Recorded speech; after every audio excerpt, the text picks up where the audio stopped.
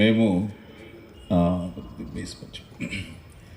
పట్టణ ఆశీర్వాదం నిమిత్తమై మరి మేము ఈ విధంగా నిర్వహిస్తూ ఉంటామని చెప్పారు. మొట్టమొదట సహకరిస్తున్నటువంటి వారికి ప్రత్యేకంగా నా హృదయపూర్వక ధన్యవాదాలు తెలియజేస్తున్నాను. దేవుని వాక్యంలో ఈ విధంగా ఉంది, అందరూ వారి వారి సొంత పనులు చూసుకుంటున్నారు, కానీ దేవుని కార్యాలను చూసేవారు లేరు. కానీ దేవుని కార్యాన్ని చూసేవారు ఉన్నారంటారా? ఇప్పుడు చెప్పండి, ఉన్నారా? Praise the Lord. దేవుడు వారిని ఆశీర్వదించునుగాక. సహకరించిన దైవజనులందరినీ కూడా దేవుడు ఆశీర్వదించునుగాక. ఈ యొక్క 4 రోజులు కూడా ఆశీర్వాదకరంగా దేవుడు జరిగించాలని మరి మంచి వైజాగ్ నుంచి తమ్ముళ్ళు చాలా చక్కగా పాడతారు. మరి వారి పాటలు కూడా మాకు తెలుసు. వారిని బట్టి కూడా దేవునికి స్తోత్రం. మీరు ఎంత ఎర్లీగా వస్తే అంత చక్కని పాటలు, ఎక్కువ పాటలు కూడా మీరు వినొచ్చు. హల్లెలూయా. సో ప్రభు చిత్తమైతే మరి రేపు నా కుమారుడు మైకల్ బ్రైట్ కూడా రేపు ఒక పాట పాడతాడు. దాన్ని బట్టి దేవునికి స్తోత్రం. సో నేను మీ మధ్యలో ఉండి వాక్యాన్ని ఉపదేశించాలని ఆశపడుతున్నాను. పరిశుద్ధాత్మ నాకు అనుగ్రహించినటువంటి ప్రత్యక్షత మేరకు మరి మీతో దేవుని వాక్యాన్ని నేను పంచుకుంటాను. ఒకసారి బైబిల్ గ్రంథాలు తెరిచి పరమగీతం 2వ అధ్యాయం, పరమగీతం 2వ అధ్యాయం 11వ వచనం నుంచి నేను చదువుతాను. పరమగీతముల గ్రంథం 2వ అధ్యాయం 11, 12 వచనాలు నేను చదువుతాను. నా ప్రియురాల సుందరవతి లెమ్ము రమ్ము, చలికాలము గడిచిపోయెను, వర్షాకాలం తీరిపోయెను, వర్షమిక రాదు. దేశమంతటా పువ్వులు పూసినవి, పిట్టలు కోలాహలము చేయునవి, పావుర స్వరము మా దేశములో ఉన్నది. చదువుతాం. నా ప్రియురాల సుందరవతి లెమ్ము రమ్ము, చలికాలము గడిచిపోయెను, వర్షకాలము తీరిపోయెను, వర్షమిక రాదు. పిట్టలు కోలాహలము చేయు కాలము వచ్చెను, పావుర స్వరము మన దేశంలో వినబడుచున్నది. చిన్న ప్రార్థన చేద్దాం. ఆత్మదేవుని సహాయాన్ని అడుగుదాం. అందరూ కళ్ళు మూసుకొని పరిశుద్ధాత్మ దేవుని సహాయం కోసం ఎదురు చూద్దాం. మహాపరిశుద్ధుడైన తండ్రి, కృపా కనికరం కలిగిన గొప్ప దేవ, ఎమ్మిగనూర్ ప్రాంతాన్ని మీరు ప్రేమించి తమ్ముడు అశోక్ తనకు సహకరిస్తున్నటువంటి వారందరూ కలిసి ఈ ప్రాంత ఆశీర్వాదం నిమిత్తమై ప్రతి సంవత్సరం వారు నిర్వహిస్తున్న ఈ మహాసభలను బట్టి మీకు స్తోత్రాలు చెల్లిస్తున్నాను. తండ్రి, ఈరోజు నీ దాసునిగా, నీ అభిషక్తునిగా, నీ మహిమకు కీర్తి కలుగునట్లు, నీ ప్రజలకు ఆశీర్వాదము కలుగునట్లు ఈరోజు నీ వాక్యాన్ని మాట్లాడబోతున్నాను.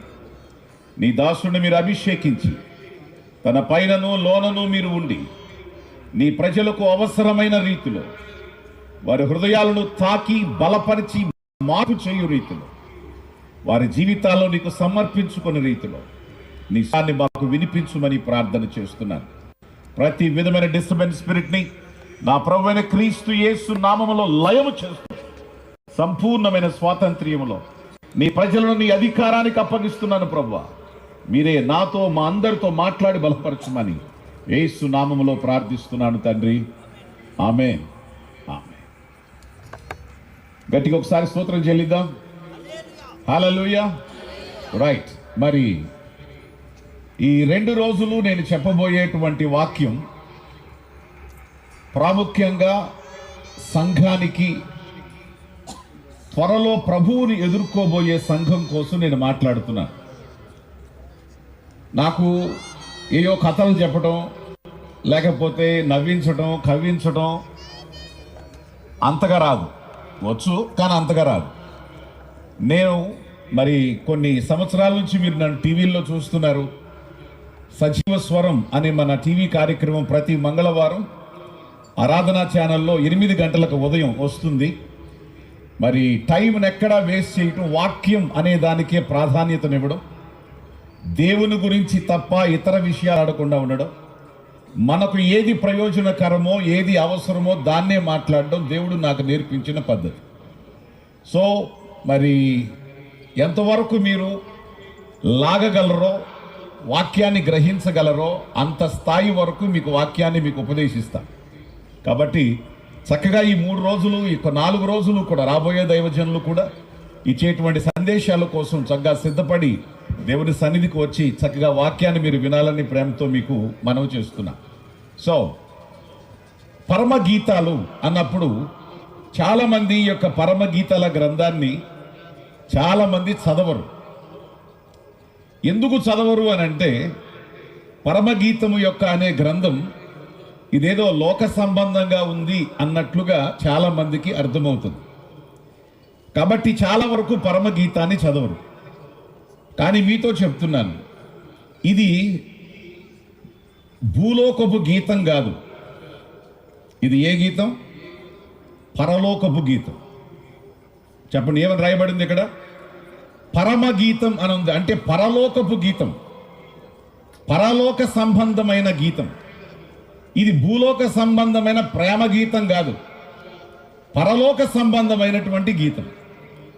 ఎవరికి ఇది అర్థమవుతుంది, ఎవరు దీన్ని గ్రహించగలరు, ఎవరికి సత్యాలు అర్థమవుతాయి అనేది ఒక్క పరిపక్వతలో ఉన్న, ప్రభువుతో ప్రేమలో ఉన్న, ప్రభువుని మనస్ఫూర్తిగా ప్రేమించే స్థితిలో ఉన్న వారికి మాత్రమే ఈ పుస్తకం రుచిస్తుంది. కాబట్టి ఈరోజు ప్రభువులో మిమ్మల్ని ప్రేమలో పడేయడానికి, ప్రభువుని ప్రేమించే ప్రాంతవాసులుగా మిమ్మల్ని మార్చటానికి ఈ 2 రోజులు కూడా ఈ పరమగీతాల గ్రంథం నుంచి దేవుని వాక్యాన్ని నేను మీకు బోధిస్తాను. రైట్. పరమగీతానికి ప్రకటన గ్రంథానికి రెండిటికి చాలా దగ్గర సంబంధం ఉంది. గీతాల గ్రంథం ప్రియునికి ప్రియురాలుకి, అంటే ప్రియుడు సొలొమోను, ప్రియురాలు షులమ్మితి అనే అమ్మాయి. సొలొమోను యేసుక్రీస్తు వారికి సాదృశ్యం, షులమ్మితి సంఘానికి సాదృశ్యం. ఒకవేళ ఇది కానీ తప్పు పుస్తకం కానీ అయితే ఈ పవిత్ర పరిశుద్ధ గ్రంథంలోకి ఇది ఎక్కేది కాదు. ఈ గ్రంథం ఎంత గొప్పది అనంటే, ఇజ్రాయేల్స్ దీన్ని ఏమని నమ్ముతారంటే, ఇది పరలోకంకి వెళ్ళిన తర్వాత ప్రభువుకి ఇజ్రాయేలుకి మధ్యలో, అంటే వాళ్ళు ఇజ్రాయేల్ అంటారు, మనమేమో సంఘం అంటాం, వాళ్ళకి మధ్యలో పరలోకానికి వెళ్ళిన తర్వాత ప్రారంభమయ్యేటువంటి అనుభూతి ఈ యొక్క గ్రంథంలో ఉంది అని ఇజ్రాయేలు ప్రజలు దీన్ని చాలా చాలా చాలా గౌరవంగా ఈ పుస్తకాన్ని వాళ్ళు చూస్తారు. ఈ యొక్క పరమగీతం ఎవరికి అర్థమవుతుంది అని అంటే, ప్రభువుని ప్రియునిగా ప్రేమించే వారికి, ప్రభువుని దేవునిగా ఆరాధించే వారికి అర్థమవుతుంది. ప్రకటన గ్రంథం యేసుక్రీస్తు త్వరగా రాబోతున్నాడు అనే విషయాన్ని చెప్తుంది. ప్రకటన గ్రంథానికి పరమగీతానికి చాలా దగ్గర సంబంధం ఉంది. మీరు మరి ఉపయోగించిన మోక్ష మార్గోపదేశ అనేటువంటి ఈ మాట బైబిల్ మిషన్ మాట. బైబిల్ మిషన్ వాళ్ళు ఎక్కువగా పెడతారు ఈ మాటని. బైబిల్ మిషన్ వ్యవస్థాపకులైనటువంటి దేవదాస్ అయ్య గారు, 120 సంవత్సరాలు బ్రతికిన దేవదాస్ అయ్య గారు మహాద్భుతాలు చేసి ఎన్నో గొప్ప గొప్ప సంఘాలు స్థాపించారు. ఆయన ఎక్కువ పరమగీతం మాట్లాడేవాడు. ప్రకటన గ్రంథం, పరమగీతం ఆయన ఎక్కువగా మాట్లాడుతూ ఉండేవాళ్ళు. సో ఈరోజు ఒక పరిపక్వతను మీకు బోధిస్తాను. చాలా జాగ్రత్తగా దీన్ని మీరు వివేచించాలని ప్రేమతో మీకు మనవి చేస్తున్నాను. దేవునికి స్తోత్రం. పరమగీతం మొదట మీకు అర్థం అవ్వాలంటే పరమగీతం యొక్క బ్యాక్గ్రౌండ్ అర్థం కావాలి. ఇక్కడ ఒక రాజు, మనందరికీ పరిచయమైనటువంటి రాజు, జ్ఞాని అయిన సొలొమోను. ఆయన దేశాన్ని వేగు చూడడానికి, దేశం ఎలా ఉందో రాజులు ఏం చేస్తారు, దేశంలోకి వెళ్ళి దేశ ప్రజల యొక్క పరిస్థితులు చూస్తారు. దాన్ని బట్టి నిర్ణయాలు తీసుకుంటారు. వాళ్ళు వెళ్ళేటప్పుడు రాజుల్లాగా వెళ్ళరు, మారు వేషంలో వెళ్తారు, గుర్తుపట్టని విధంగా వెళ్తారు. ఒక రోజు ఆయన దేశ సంచారం చేస్తూ ఆయన పల్లె ప్రాంతాలకు వెళ్ళాడు. పల్లె ప్రాంత ప్రజలు ఎలా ఉన్నారు? పల్లె ప్రాంత ప్రజల యొక్క పరిస్థితులు ఎలా ఉన్నాయి, వారు ఏ విధంగా వాళ్ళు ఉన్నారు అనే విషయాలు చూడడానికి ఆయన పల్లె ప్రాంతానికి వెళ్ళాడు. ఆ పల్లె ప్రాంతానికి వెళ్ళినప్పుడు అక్కడ ఒక తోటల్లో సొలొమోనుకి కొన్ని తోటలు ఉన్నాయి, సొలొమోనుకి కొన్ని ద్రాక్ష తోటలు ఉన్నాయి. రకరకాల చెట్లు కలిగిన, ఆయన జ్ఞాని కాబట్టి రకరకాల చెట్లు కలిగిన, సువాసనలు కలిగిన, అందంగా ఉన్నటువంటి రకరకాల చెట్ల తోటలు ఆయనకు ఉండేవి. ఆ తోటల్లో పనిచేయటానికి చాలామంది పని వాళ్ళు ఉండేవాళ్ళు. ఆ పని వాళ్ళలో ఆయన వెళ్ళి ఆ పొలాల్ని చూస్తూ ఉండగా అక్కడ ఒక అమ్మాయి కనిపించింది. ఆమె సొలొమోను ఆమెను చూడగానే ఆమె చాలా ఆయన ఆకర్షించినట్లుగా అనిపించింది. ఆమె చదువు లేనిదే, నల్లగా ఉంది, ఉంగరంగురాల జుట్టు, సరైనటువంటి పోషణ తనకు లేదు. కానీ ఆమెను సొలొమోను చూసినప్పుడు సొలొమోనుకి ఆమె మీద దయ కలిగింది. దయ కలిగినటువంటి సొలొమోను ఆమెను మనస్సులో ప్రేమించాడు. ఆమె దగ్గరకు వెళ్ళి తోటి కాపరిలాగా, గొర్రెల కాపరిలాగా ఆయన అక్కడికి వెళ్ళి ఆమెతో మాట్లాడాడు. ఆమె అమాయకంగా ఆమె కూడా ఆయనతో మాట్లాడింది. మెల్లగా కొద్ది రోజులు అక్కడే ఉన్నాడు. ఆయన ఉండి ఆమెను గమనించి ఆమెను ఏమిటో తెలుసుకొని ఆమెకు ఆయన అక్కడే కొద్ది రోజులు అక్కడ ఉండిపోయాడు. ఈమెవరు అని అంటే షూలమ్మితి. ఈమె పరిస్థితి ఏమిటంటే, బ్యాక్గ్రౌండ్ ఏమిటంటే, తల్లి ఉంది కానీ తండ్రి లేడు. ఈమెకు అన్నలు ఉన్నారు కానీ ఎవ్వడు కూడా బాధ్యత వహించే అన్నలు కాదు. తోటని చూసుకోవాల్సిన మగాళ్ళు చూసుకోవాలి. ఒక వయసు వచ్చిన ఆడపిల్లని తోటకు కావలిగా ఎవడైనా పెడతాడా? పెట్టరు కదా. కానీ పోతే పోయింది, ఏమైతే అయ్యింది అనే కేర్లెస్నెస్ కలిగినటువంటి అన్నలు ఆ తోటకి ఆమెని వాచ్మెన్గా పెట్టారు. ఆమె భయపడుతూ తన యవన కాలాన్ని బట్టి, తనకున్న పరిస్థితిని బట్టి భయపడుతూ, ఎవ్వరూ కూడా తనని ప్రేమించేవాళ్ళు, కనీసం ఆదరణగా మాట్లాడేవాళ్ళు, వయసు వచ్చిన పిల్ల తనకు ఏం కావాలి, ఏం చేయాలి అనే కనీసం కేర్ కూడా చూపించలేనటువంటి వాళ్ళు ఉన్నటువంటి పరిస్థితుల్లో ఆమె భయపడుతూ ఎవరో కాస్త ప్రేమ కోసం ఎవరన్నా మాట్లాడితే వాళ్ళతో మాట్లాడడానికి ఆమె ఎంతో తహతహలాడుతూ ఉంది. అలాంటి షూలమ్మితికి ఈ సొలొమోను మారు వేషంలో ఒక గొర్రెల కాపరిలాగా ఒక 10 గొర్రెలు తీసుకొని ఈయన కూడా అక్కడ పోషించుకునే వాళ్ళలాగా అక్కడికి వెళ్ళి ఆమెతో మాట్లాడినప్పుడు సొలొమోను కొన్ని రోజులు అక్కడ ఉండిపోయి తనతో ప్రేమగా మాట్లాడి, దయగా మాట్లాడి, కావలసిన వాటిని అందిస్తూ ఆయన ఉన్నప్పుడు ప్రేమ కోసం ఎదురు చూసేటువంటి షూలమ్మితి తనను ప్రేమించినటువంటి ఈ యొక్క ఆ సొలొమోను, ఈ గొర్రెల కాపర్ని ఆమె కూడా ఎంతో ఇష్టపడి తాను కూడా ప్రేమిస్తుంది. ఈ విధంగా కొన్ని రోజులు గడిచిన తర్వాత రాజుగారు అప్పుడు చెప్తాడు, నేను గొర్రెల కాపర్ని కాదు, నేనెవరిని? ఈ దేశాన్ని పరిపాలించే మహారాజుని. కంగారు పడిపోయింది, భయపడిపోయింది, పారిపోయింది అక్కడి నుంచి. ఎంత తప్పు చేశాను, అయ్యో మా దేశ రాజుతో నేను ఇట్లా మాట్లాడానా, రాజుతో నేను ఇట్లా ప్రేమ పంచుకున్నాను, భయపడిపోయింది. తన స్థితిని ఎరిగినటువంటి అర్థం చేసుకున్న సొలొమోను ఆమె దగ్గరకు వెళ్ళి చెప్పాడు, నీ దరిద్ర స్థితిని బట్టి, నీ దగ్గర ఏదో డబ్బు ఉందని నేను నిన్ను ప్రేమించలేదు, అందం ఉందని నిన్ను ప్రేమించలేదు, ఆస్తి ఉందని నిన్ను ప్రేమించలేదు, నువ్వేదో నాకు ఇవ్వగలవని నేను నిన్ను ప్రేమించలేదు.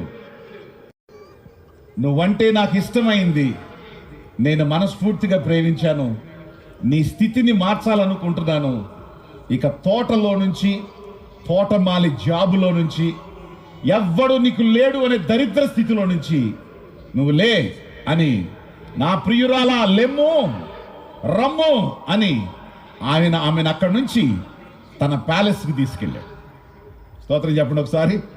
ఎక్కడ తీసుకెళ్ళాడు? తన ప్యాలెస్కి తీసుకెళ్ళాడు. ఆ ప్యాలెస్లోకి తీసుకెళ్తే అందరూ ఒక వింత జంతువుని పట్టుకొచ్చినట్లు, ఇట్లాంటి దాన్ని తీసుకొచ్చాడు ఏంటి అన్నట్టు చూస్తే మాట సరిగ్గా రాదు, చదువు సరిగ్గా లేదు, సంస్కారం సరిగ్గా లేదు, రంగు సరైంది కాదు, పోషణ సరైంది కాదు, బట్టలు సరైనవి కాదు. ఇలాంటి పల్లె వాతావరణంలో ఉన్నటువంటి ఒక అమ్మాయిని తీసుకొస్తే పాలకి చెప్పండి ఎట్లుంటుంది? ఏమండి, ఈమెని యెరూషలేము కుమార్తెలకి అంటే బ్యూటీషియన్స్కి, మన బ్యూటీషియన్స్ ఉన్నారు కదా సిస్టర్స్, వెళ్తారా? మన బ్యూటీషియన్స్ ఉన్నారు కదా, వాళ్ళకి అప్పగించి ఈమెని మీరు ఏం చేస్తారో, ఈమె శరీరం రంగు తేలాలి, మాట సంస్కారం రావాలి, రాణి ఎట్లా బిహేవ్ చేయాలో రాజుగారి యొక్క సంస్కారం ఈమెకు నేర్పించండి, తనకు తిండి సరైన తిండి పెట్టండి అని ఎస్తేర్ని ఏ విధంగా హేగే అనేటువంటి వ్యక్తికి అప్పగించి రాణి యొక్క టైం వచ్చినప్పుడు ఆయన సిద్ధం చేశాడో ఆ విధంగా షూలమ్మితిని ఒక ప్యాలెస్లో ఆమెని సొలొమోనుతో పరిణయం ఆడడానికి, పెళ్లి చేసుకోవడానికి ఆమెకు నగరానికి తగిన, దేశానికి సంబంధించిన ఆ కల్చర్ని, సంస్కారాన్ని నేర్పించటానికి అందుట్లో పెట్టారు. మరి అప్పుడు ఆమె పరిస్థితి చూడాలి. మీరు మొదటి అధ్యాయంలో చూస్తారు. ఆమెను చూసి ఆ యెరూషలేము కుమార్తెలు హేళన చేసేవాళ్ళు. ఇదెక్కడ రంగురా బాబు, ఇదెక్కడ జుట్టురా నాయన, ఈ దువ్విళ్ళు పెట్టి దువ్వుతుంటే దువ్విళ్ళు ఇరిగిపోతున్నాయి కానీ జుట్టు మాత్రం వంగట్లేదు. ఆమెది కర్లీ హెయిర్, ఆమెది రింగుల్ జుట్టు అంటే ఆమెది దువ్వినిరిగిపోతుంది కానీ సరిగ్గా జడ బయటికి రావట్లేదని చెప్పి ఆమె రూపాన్ని బట్టి, ఆమెకున్న మొరటితనాన్ని బట్టి, ఆ శరీర ఆ ఛాయను బట్టి అందరూ నవ్వుకుంటుంటే అప్పుడు ఆమె ఈ విధంగా మాట్లాడింది. ఒక మాట చూడండి, మొదటి అధ్యాయం 5వ వచనం. యెరూషలేము కుమార్తెలారా, నేను నల్లని దాననైనను సౌందర్యవంతురాలను, కేదారు వాడి గుడారము వలెను, సొలొమోను నగరు తెరల వలెను నేను సౌందర్యవంతురాలను. నల్లని దాననైనను చిన్న చూపులు చూడకుడి, నేను ఎండ తగిలిన దానను. నా సహోదరులు నా మీద కోపించి నన్ను ద్రాక్ష తోటకు కావలి కత్తిగా ఉంచిరి, అయితే నా సొంత తోటను నేను కాయకపోతిని. షూలమ్మితి వాళ్ళు హేళన చేస్తుంటే షూలమ్మితి మాట్లాడుతున్నారు, రంగును గురించి మాట్లాడుతున్నారు. బాబా ఏవి నిఖార్షైన రంగురా ఇది అంటారు కదా మనోళ్ళు, ఏవి నిఖార్షైన రంగురా ఇది అని వాళ్ళు జోకులు వేసుకుంటుంటే ఆమె తట్టుకోలేక, ఆ విమర్శలు అనుభవించలేక అప్పుడు ఆమె మాట్లాడుతుంది. యెరూషలేము కుమార్తెలారా, నేను నల్లని దాననైనా, ఎవరు? సౌందర్యవంతురాల్ని. స్తోత్రం చెప్తారా ఒకసారి? ఇంకోసారి స్తోత్రం చెప్తారా? నేను ఎందుకు స్తోత్రం చెప్పమన్నాడే, నల్లగా ఉందని కాదు నేను చెప్పనేది, దాని అర్థం చెప్తాను తర్వాత మీకు. ఈమంటుంది, నేను నల్లని దాన్ని కర్రీదాన్ని అంటున్నారు కదా, మీరు కాకి అని పిలుస్తున్నారు కదా, మార్పు చెందినటువంటి కలర్ అనుకుంటున్నారు కదా. జాగ్రత్తగా వినండి, నేను నల్లని దాననైనా ఎవరు? నేను చెప్పాలి, సౌందర్యవంతురాల్ని. నా సౌందర్యం ఎట్లాంటిదో చెప్తాను వినండి. కేదారు వారి గుడారాల ఆ కర్టన్స్ మీద, మీ సొలొమోను యొక్క నగర తెరల మీద రకరకాల బొమ్మలు ఉన్నాయి చూసారా? ప్రతి బొమ్మకి ముక్కు, మూతి ఎలా కళాత్మకంగా ఉన్నాయో నా అందం అట్లాంటిది. Praise the Lord, praise the Lord. ఎందుకు నేను ఇట్లా ఉన్నాను అనుకుంటున్నారా? నేను ఎండ తగిలిన దాన్ని, కష్టాలు పడిన దాన్ని, బాధలు అనుభవించిన దాన్ని, నా జీవితం అంతా ఏడ్పే, నన్నెవ్వరు చూసిన వాళ్ళు లేరు. నా అన్నలు నన్ను తీసుకొని వెళ్ళి ఒక తోటకు వాచ్మెన్ లాగా పెట్టారు. వాళ్ళు నా విషయంలో బాధ్యత వహించలేదు. నేను తిరస్కారానికి, ఈసడింపులకు విసర్జించబడినటువంటి వ్యక్తిని కాబట్టి నా స్థితి ఈ రకంగా ఉంది. కానీ నేను కూడా యెరూషలేములో మీలాగా పుట్టిందానైతే నీకంటే గొప్పగా ఉండేదానని చెప్పగలుగుతాను. Praise the Lord. ఒక్క మాట మిమ్మల్ని అడుగుతున్నాను. కొన్నిసార్లు జీవితంలో మీకు విమర్శలు ఎదురైనప్పుడు, కష్టాలు ఎదురైనప్పుడు, మీ వాళ్ళే ఆప్తులే మిమ్మల్ని దూషించినప్పుడు, హేళన చేసినప్పుడు, కించపరిచినప్పుడు మీరు ఎలా ప్రవర్తిస్తారు?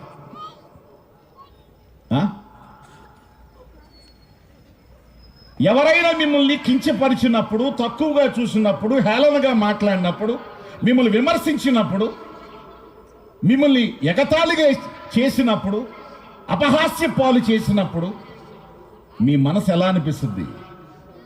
ఒకటి బాధ అనిపిస్తుంది, రెండు కోపం అనిపిస్తుంది, తిరిగి తనలేకపోతే ఛీ ఏంటో ఈ దరిద్ర బ్రతుకు అని మనకు మనమే కొన్నిసార్లు బాధపడతాం. కానీ ఒక సత్యం ఇక్కడ నేర్చుకోండి. అందరూ ఆమె రూపాన్ని బట్టి అవమానపరుస్తుంటే, అవమానపడాల్సినటువంటి షులమ్మితి అవమాన పడకుండా వాళ్ళతో ఏమని సమాధానం చెప్తుందంటే, అందరూ ఆమె అందాన్ని గురించి ఆక్షేపిస్తుంటే తన అందం ఏంటో నిరూపిస్తుందా. Praise the lord. రెండవ మాట, ఒక మాట మిమ్మల్ని అడుగుతున్నా, మీరందరూ యెరూషలేము కుమార్తెలు కదా, రాజుగారు మిమ్మల్ని ప్రేమించాడా? చెప్పండి. రాజుగారు మిమ్మల్ని ప్రేమించాడు, మీకు ఐ లవ్ యూ అని చెప్పాడా? మీ బతుకులకి చెప్పలేదు కదా, చెప్పాడు. మరి నాతో చెప్పాడు, రాజుగారే ఇష్టపడినటువంటి అందం నాది. ఏమిటేమిటి? రాజుగారే ఇష్టపడిన అందం నాది. నా పల్లెలో నుంచి, నా తోట నుంచి తీసుకు మనసులో పెట్టుకున్నటువంటి అందం నాది. చెప్పు, నువ్వు జీవం కోసం పనిచేస్తున్నావు. నేను కోటకి ఎవరిని? రాణిని. ఇది మీరు తిరస్కారాన్ని, ఎగతాళి చేసే వారిని ఎదిరించేటువంటి విధానం. పరిస్థితులు మిమ్మల్ని అవమానపరిచినప్పుడు, ఏదైనా జీవితంలో అనుకోనటువంటి పరిస్థితులు జీవితంలోకి వచ్చినప్పుడు నిరుత్సాహపడకుండా, అధైర్యపడకుండా, కించపరచబడకుండా దాన్ని తిప్పి ఎలా జయించాలి అనేటువంటి విషయాన్ని నేర్చుకోవటం అనేది చాలా అవసరం. Praise the Lord. హల్లెలూయా. ఏ అందాన్ని గురించి అయితే వాళ్ళు మాట్లాడుతున్నారో, నిజంగానే వాళ్ళు చాలా అందంగా ఉన్నారు, వాళ్ళు చాలా సౌమ్యంగా ఉన్నారు. నగరంలో పిల్లలు, ఆ సిటీస్లో పిల్లలు చాలా నాజూగ్గా ఉంటారు కదా, నేనేమో మొరటదానిలాగా ఉన్నాను అని తనను ఆమె ఒక్కడు చూసుకుంది. నన్ను రాజే ఇష్టపడితే, రాజే ఇష్టపడే అంత అంతం నాలో ఉంటే వీళ్ళెవరో బెహాగాలు చెప్తే నేను వినాలా అని తిప్పి కొట్టగలిగి. దేవునికి స్తోత్రం. మరి ఈరోజు మీతో చెప్తున్నాను, జీవితంలో కొన్ని ఛాలెంజెస్ ఎలా ఎదుర్కోవాలి. ఉద్యోగాలు, యవనస్తులకు ఉద్యోగాలు లేనప్పుడు, పెళ్ళిళ్ళు జరగనప్పుడు, అభివృద్ధి వ్యాపారంలో లేనప్పుడు, మీకు మేలు కలగకుండా నష్టాలే కలుగుతున్నప్పుడు, 10 మంది మిమ్మల్ని చూసి రకరకాలుగా మాట్లాడుతున్నప్పుడు మీరేం చేయాలి? వాళ్ళతో పాటు ఏమిటో నా గతి, ఏమిటో నా స్థితి, ఏమిటో నా బ్రతుకు అని చెప్పి మీరు కూడా నష్టజాతకున్నాను అనుకోవాలా? కాదు. నీకో దేవుడు ఉన్నాడు. Praise the Lord. ఉన్నదాన్ని లేనట్టు, లేని దాన్ని ఉన్నట్టు పిలిచి సామర్థ్యం కలిగిన వాడు ఆయన. ఎవరైనా పిలుస్తాడు. రేయ్, ఏదైతే లేదో, ఏదైతే లేదని అవతల వాటిని ఎగతాళి చేశాడో దాన్ని ఏం చేశాడు ఆయన? రా అని దాన్ని పిలిచి జీవితంలోకి రప్పిస్తాడు ఆయన. Praise the Lord. హల్లెలూయా. కాబట్టి మొదటి మాట చెప్పి నేను లోనకి వెళ్తున్నాను. ఈ రోజున మీలో ఎవరైనా అపహాస్యానికి, నిందకి మీరు గురైన వాళ్ళైతే గుర్తుపెట్టుకోండి, దేవుని సహాయాన్ని త్వరగా చూడడానికి, దేవుని కార్యాన్ని అతి త్వరగా చూడడానికి మీకు ఈ అవమానం చాలా చాలా సహాయపడుతుంది. Praise the Lord. నేను ఒక్క సంఘటన మీతో చెప్తా. బెంగళూరులో చర్చ్ కోసం స్థలం తీసుకునేటప్పుడు రిజిస్ట్రేషన్కి ఒక 20 లక్షలు తగ్గింది. 2 రోజులు ఉంది. ప్రార్థన చేస్తున్నాను. డబ్బు లేదు, ఎక్కడా వచ్చే పరిస్థితి లేదు.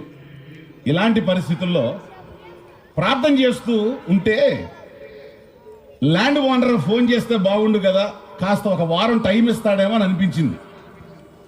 ల్యాండ్ ఓనర్ ఫోన్ చేసి ఏమండి కాస్త డబ్బు కొద్దిగా తక్కువ ఉంది, ఒక్క వారం రోజులు టైం ఇస్తే నేను రిజిస్ట్రేషన్కి వస్తానన్నా. ఆయన అన్నాడు, సార్ డబ్బు లేని వాళ్ళు రిజిస్ట్రేషన్కి ఎందుకు వచ్చారు సార్ అన్నాడు.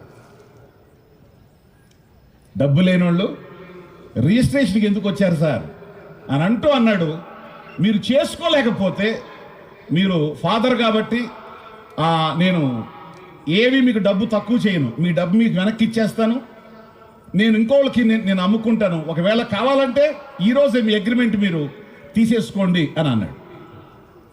నాకు ఆ మాట, డబ్బు లేనోళ్ళు ఎందుకు రిజిస్ట్రేషన్కి వచ్చారు సార్ అనే మాట నన్ను చాలా బాధ అనిపించింది, హేళన అనిపించింది.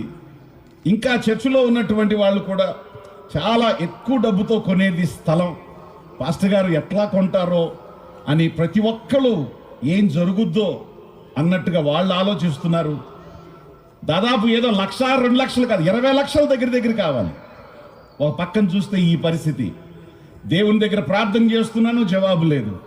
ఇంకొక ప్రక్కన వీళ్ళతో అవమానం, ఇంకొక ప్రక్కన ఎలా చేస్తాడో చూద్దాం అనేటువంటి మనుషులు. చెప్పండి, ఏం చేయాలి? మనకు ఒక సామెత ఉంది, మంచం ఉన్నంత వరకే కాళ్ళు చాపుకోవాలంట. అవునా? మనం ఎక్కువ చాపుకోవడం ఎందుకు మరి మనకి? నేను ఎందుకు చాపుకోవాలంటే, నా దేవుడు నేను ఎంత కాళ్ళు చాస్తే అంత మంచం ఇస్తాను. మంచాన్ని బట్టి నేను కాళ్ళు చాపుకోను, నా కాళ్ళను బట్టి మంచాన్ని చేస్తాను. ఇది విశ్వాసం. ఇది వెలిచూపుతో నడిచే జీవితం కాదు క్రైస్తవ జీవితం. క్రైస్తవ జీవితం విశ్వాసంతో నడిచేది. దేవుడికి స్తోత్రం. అప్పుడు చేసే తండ్రి, గుండె బరువుగా ఉంది, మనసు బాధపడుతుంది, ఆయన అన్న మాటకు అవమానం అనిపిస్తుంది, చుట్టూ ఎవ్వరు కూడా దగ్గరకు రావడం లేదు, పాస్టర్ డబ్బులు అడుగుతాడని అదొక బాధ. సరే, ఇలా ఉంది పరిస్థితి. సరే, మీకు ఒకటి గుర్తుపెట్టుకోండి, పౌలు శీల చెరసాల్లో ఉన్నప్పుడు ఏం చేశారు? ఏడిచారా, పాటలు పాడారా? కొన్నిసార్లు మాటలు రానప్పుడు పాటలు పాడుకోవడం బెటర్. అవునా? కొన్నిసార్లు మాటలు రానప్పుడు పాటలు పాడుకోవడం మంచిది. నేను మనస్సులో మాటలు రాక, మాట్లాడలేక, మాటలు కూడా ఏవి దొరకక జస్ట్ పాట పాడుతూ ఉన్నా, దేవుని స్తుతిస్తూ ఉన్నా. మొబైల్ రింగ్ అయింది. ఒక ఆయన ఫోన్ చేశారు, బ్రదర్ ఎలా ఉన్నారు, బాగున్నారా? బాగున్నానండి. ఏదో రిజిస్ట్రేషన్ అన్నారు, అయిపోయిందా అది అని? ఇంకా అవ్వలేదు బ్రదర్. ఎందుకు? ఇంకొక 2 days ఉంది, కాస్త మనీ షార్ట్ ఉంది, దానికోసం ప్రార్థన చేస్తున్నాను. ఎంత తక్కువ ఉంది? ఒక 20 లక్షలు తక్కువ ఉంది. అలాగా? సరే, తమ్ముడిని ఒకసారి ఆఫీసుకు పంపించండి అన్న. ఆఫీసుకు పంపించాను. 25 లక్షలు కట్టకట్టి, ఎంత? 20 లక్షలతో రిజిస్ట్రేషన్ చేయమను, 5 లక్షలు ఎక్స్ట్రా ఉంటే ఇంకేదైనా అవసరాలు ఉంటే వాడమని చెప్పు. 25 లక్షలు కట్టి సాయంత్రానికి పంపించాను. పైసలా ల్యాండ్ ఓనర్ని పిలిచి డబ్బు మొత్తం చేతికి ఇచ్చేలా. ఆయన నన్ను చూడంగానే, ఫాదర్ గారు ఏంటి సంతకమా లేకపోతే క్యాన్సిలా అని అన్నాడు. దేవుణ్ణి కలిగినోడు ఎప్పటికీ ఫెయిల్ అవ్వడు సార్. చెప్తాను విను. నువ్వన్న మాట నాకు బాధ అనిపించింది, సిగ్గు అనిపించింది, ఒక పక్కన రోషం అనిపించింది. ఏం చేయలేని స్థితిలో ఇలా ప్రార్థన చేశాను. ఇదిగో దేవుని సహాయం.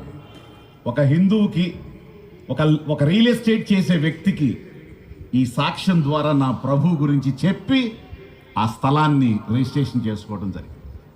గట్టిగా స్తోత్రం చెప్పండి ఒకసారి. ఎందుకు చెప్తున్నాను ఈ మాట అంటే, మీ జీవితాల్లో కూడా ఛాలెంజెస్ ఎదురవుతాయి. మీ జీవితాల్లో కూడా పక్కన వాళ్ళకు కూడా చెప్పుకోలేని ఛాలెంజెస్ ఎదురవుతాయి. ఇలాంటి పరిస్థితుల్లో మీరు భయపడ్డం, బాధపడ్డం, సిగ్గుపడ్డం కాదు. షులమ్మితి ఎవరికి సాదృశ్యం? సంఘానికి సాదృశ్యం. ఈ రోజు సంఘం ఏమని చెప్పాలో తెలుసా? నేను నల్లని దానినైనాను, డబ్బు లేకపోయినా దేవుడు లేనివాడిని మాత్రం కాదు. ఒకవేళ ఆరోగ్యం లేకపోయినా ప్రభు స్వస్థత లేనివాడిని మాత్రం కాదు. చాలాసార్లు పౌలు అన్నాడు, అనారోగ్యంలో ఉన్న ఆదరణ లేని వాళ్ళం కాదు, ఖైదులో ఉన్న దేవుని భద్రత లేని వాళ్ళం కాదు. కొన్నిసార్లు సమస్యలోనికి మనం వెళ్తాం, దేవుడే తీసుకెళ్తాడు. ఎందుకో తెలుసా? నీకు ఒక గొప్ప విజయం ఇవ్వడానికి, ఒక చరిత్ర నీ జీవితంలో సృజించడానికి, ఆ ఎక్స్పీరియన్స్ ద్వారా, చరిత్ర ద్వారా అనేకులు బలపరచడానికి ఒక పాఠశాలలోకి దేవుడు తీసుకెళ్తాడు. నేను మీరు కలిగి ఉండాల్సింది ధైర్యం, నిరీక్షణ వలని ఉత్సాహం. తుదమట్టుకు మీరు చేపట్టిన ఎడల మనమే ఆయన ఇల్లు అన్నాడు. అంటే మన ఇంట్లో వచ్చి ఆయన ఉంటాడు. దేవునికి స్తోత్రం. ఇవంటుంది, యెరూషలేము కుమార్తెలారా, నేను నల్లని దాననేను, సౌందర్యవంతురాల్ని. కేదారు వారి గుడారాల వలె, సొలొమోను నగర తెరల వలె నేను అందంగా ఉన్నదాన్ని. ఎందుకు ఇలా ఉన్నాను అని అంటే, నేను ఎండ తగిలిన దాన్ని, కష్టపడిన దాన్ని, శ్రమను అనుభవించిన దాన్ని, ప్రభువు కోసం హింసను అనుభవించిన దాన్ని, ఎన్నో ఇబ్బందులు పడిన దాన్ని. అందుకనే మీ దేవదూతల్లాగా పరలోకంలో నేను లేను, కానీ నా దేవుడు ఒక రూపాన్ని నాకు ఇస్తాడు. ఆ రోజున మహిమా రూపాన్ని ధరించినప్పుడు దేవదూతలు సంఘం ముందు పనికిరారు. Praise the Lord, praise the Lord. అక్కడ ఒక్కసారి ప్రకటన గ్రంథంలో మీరు చూస్తే, యోహాను చూస్తుంటే, ఎవరా మనుషులు ఆ దేవుని సింహాసనం దగ్గర నిల్చున్న తెల్లటి వస్త్రాలు ధరించిన మీరు ఎవరు అని అంటే, అక్కడ రాయబడి ఉంది, గొర్రె పిల్ల రక్తములో వారి వస్త్రములను ఉతుకుకొని తెల్లగా చేసుకున్నటువంటి వాళ్ళు, మహాశ్రమలు అనుభవించి వచ్చిన వాళ్ళు. Glory to Jesus. చెప్పండి, మీరు క్రీస్తుని నమ్మినందుకు మిమ్మల్ని అవమానపరిచిన వాళ్ళు ఉన్నారా? చర్చికి వెళుతున్నందుకు మిమ్మల్ని సిగ్గుపరిచిన వాళ్ళు ఉన్నారా? మీ ఇంటోలే ప్రార్థన చేసుకుంటుంటే మిమ్మల్ని ఎగతాళి చేసిన వాళ్ళు ఉన్నారా? ఎంత విమర్శ అయినా ప్రభు చెప్తున్నా, అంతము వరకు నమ్మకంగా ఉండండి. అంతము వరకు సహించిన వాడే నిత్య జీవం పొందుతాడు. మధ్యలో పారిపోయిన వాడికి పరలోకం దొరకదు. మనం యేసుక్రీస్తు ఎందుకు నమ్మామో తెలుసా? పరలోక రాజ్యం పొందడం కోసం మనం ప్రభువుని నమ్మాం. ఎవరికి స్తోత్రం కలుగును గాక. కాబట్టి అంతము వరకు మన విశ్వాసాన్ని ఏం చేయాలి? అంతము వరకు మన విశ్వాసాన్ని కొనసాగించాలి, కానీ ఎట్టి పరిస్థితుల్లో మనం ఆగిపోకూడదు. దేవునికి స్తోత్రం. షులమ్మితి చక్కగా వాళ్ళు నేర్పించిన సంస్కారాన్ని నేర్చుకుంది. ఒక రకంగా చెప్పాలంటే జ్ఞానం కలిగిన సొలొమోను, ఇంకా మీ తర్వాత పరమగీతం చదివితే మీకు అర్థమవుతుంది. సొలొమోనే ఆశ్చర్యపోయేంతటి జ్ఞానం సంపాదించింది. ఆయన అంటాడు, నీ మాటలు నేను వినాలనుకుంటున్నాను. చివరిలో ఉంటుంది ఆ మాట. అంటే నేను ఏ స్థాయికి తాను వెళ్ళింది అనే మాట మీకు చెప్తున్నాను.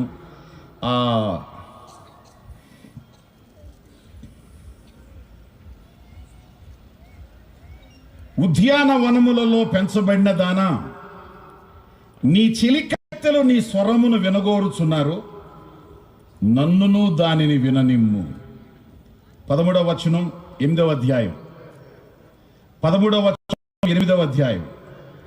ఉద్యానవనములలో పెరిగిన దానా, నీ చెలికత్తెలు నీ స్వరమును వినగోరుచున్నారు. అంటే ఏ స్థాయికి ఎదిగింది?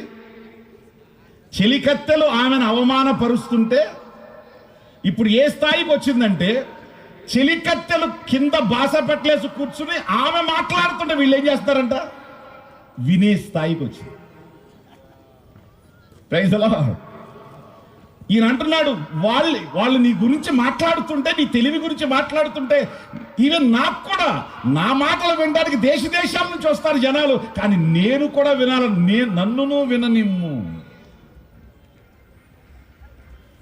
సమస్య వచ్చినప్పుడు నిలబడే విధంగా నువ్వు నిలబడితే, ఒక కష్టం కలిగినప్పుడు ఎదిరించే విధంగా నువ్వు ఎదిరించగలిగితే, ఒక ఆలోచన నీకు అవసరమైనప్పుడు సరైనటువంటి ఆలోచనతో నువ్వు ముందుకు వెళితే, నీ పరిస్థితి నీకు దాసోహం అయిపోతుంది. వింత జంతువులాగా చూడబడినటువంటి షూలమ్మితి ఇప్పుడు యెరూషలేము కుమార్తెలు అంటున్నారు, యెరూషలేము కుమార్తెలు నీ మాటలు వినటానికి ఎదురు చూస్తున్నారు. షూలమ్మితి, నేను కూడా వినాలనుకుంటున్నాను. అంత స్థాయికి వస్తా. హల్లెలూయా. కాబట్టి ఈరోజు ప్రవచనాత్మకంగా మీతో మాట్లాడుతున్నాను.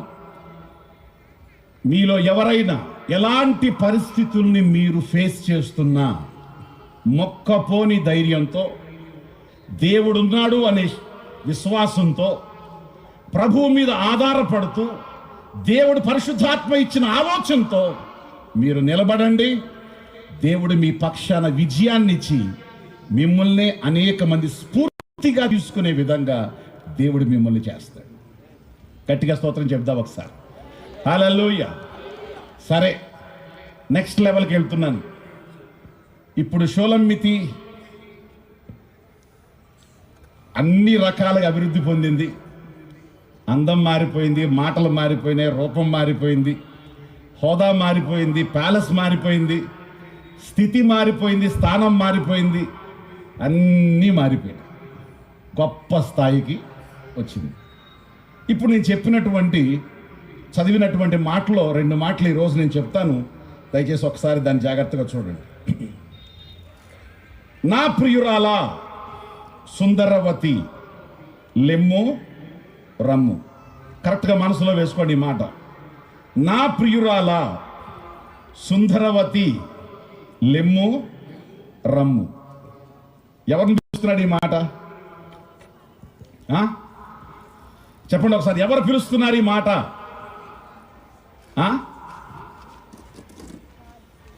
సొలొమోను ఎవరిని పిలుస్తున్నాడు? షూలమ్మితిని పిలుస్తున్నాడు. ఏమని? నా ప్రియురాలా అంటున్నాడు, సుందరవతి అంటున్నాడు. ఆమెకి పేరు లేదా? చెప్పాలి. ఉంది. మరి పేరు పెట్టి పిలవాల్సినోడు ఏమని పిలుస్తున్నాడు?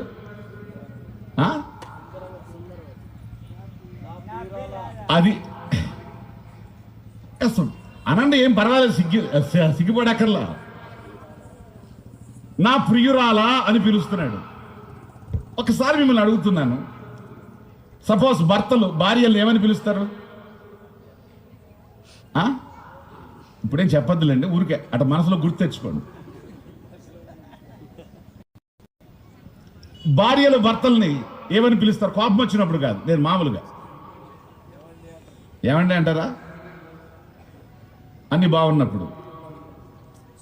ఏమైనా తేడా వస్తే వ్యవహారం వేరైపోద్ది, భాష మారిపోద్ది, సంస్కృతం రావచ్చు, ఇంగ్లీష్ కూడా రావచ్చు. అవునా కాదా?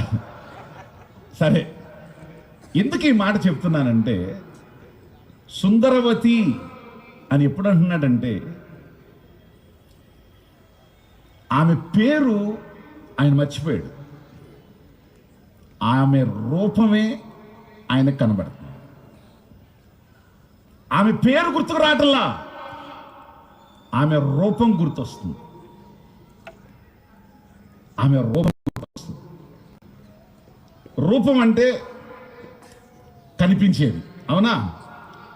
ఒక్కసారి మిమ్మల్ని అడుగుతున్నా, దేవుడు మిమ్మల్ని ఏమని పిలుస్తాడు? ఇప్పుడు సొలొమోను షూలమ్మితిని ప్రియురాలా అని పిలిచాడు, సుందరవతి అని పిలిచాడు. ఆమె అందమే ఆయన కళ్ళకు కనబడుతుంది. ఆ అందాన్నే పేరు పెట్టి పిలుస్తున్నాడు. సరే, మన దగ్గరికి వద్దాం, మీటింగ్ కదా. దేవుడు మిమ్మల్ని ఏమని పిలుస్తున్నాడు? దేవుడు మీతో మాట్లాడేటప్పుడు ఏమని మాట్లాడతాడు? ఒక్కసారి ఆలోచించుకోండి. మీరు విశ్వాసులు, దేవుణ్ణి నమ్మారు, చర్చికి వెళ్తున్నారు, బాప్తిస్మం పొందారు, దేవుని బిడ్డలు. ఒకవేళ దేవుడు మీతో మాట్లాడాల్సి వస్తే మిమ్మల్ని ఎలా సంబోధిస్తాడు? మిమ్మల్ని ఎలా అడ్రస్ చేస్తాడు? మీతో ఎలా మాట్లాడతాడు? మన పిల్లలతో మనం మాట్లాడేటప్పుడు మన పిల్లలతో ఎట్లా మాట్లాడతాం మనం? మన పిల్లలకి మామూలు పేరున్న మన ఇష్టంతో పిలుచుకునే పేర్లు కొన్ని ఉంటాయి, అవునా? మన ఇష్టంతో పిలుచుకునే పేర్లు ఉంటాయి. ఇంకా ప్రేమ పిల్లోడి మీద పెరిగినప్పుడు ఏం చేస్తారు? ఇంకా రకరకాలుగా పిలుస్తారు, అవునా? నా కన్నా అంటారు, బుజ్జి అంటారు, గజ్జి అంటారు, రకరకాలుగా పిలుస్తారు, అవునా కాదా?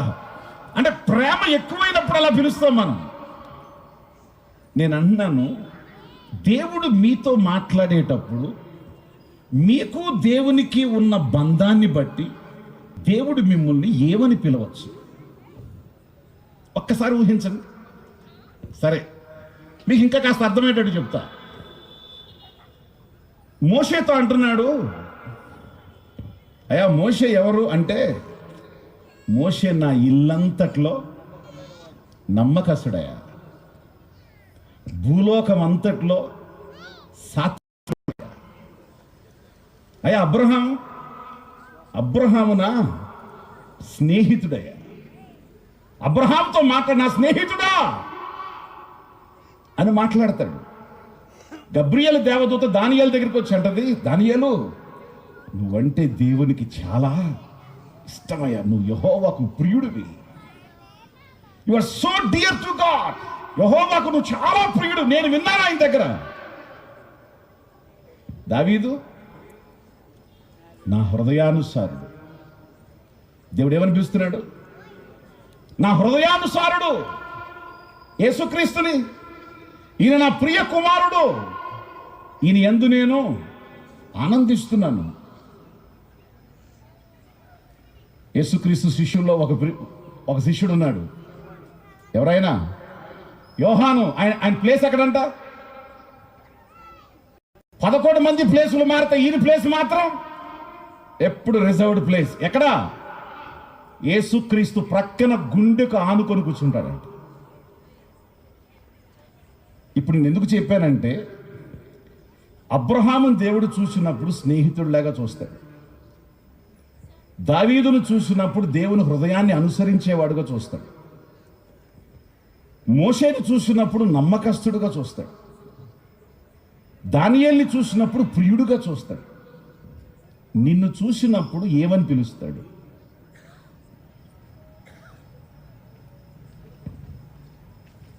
మీకున్న 10 సంవత్సరాల విశ్వాస జీవితమా, 20 సంవత్సరాల, 30 సంవత్సరాల, మీరు ఎన్ని సంవత్సరాలు మీ విశ్వాస జీవితం నాకు తెలియదు. ప్రభువు మిమ్మల్ని పిలిస్తే మీ బంధంతోనే పిలుస్తాడు. ఏ బంధం ఉంది ఆయనకి? ఇంకా కొందరు అంటాడంట, ద్రోహులారా అంటాడంట. ఏమంటాడు? ద్రోహులారా, మోసగాళ్ళారా, మీ మీద ఉమ్మి వేయాలనిపిస్తుంది.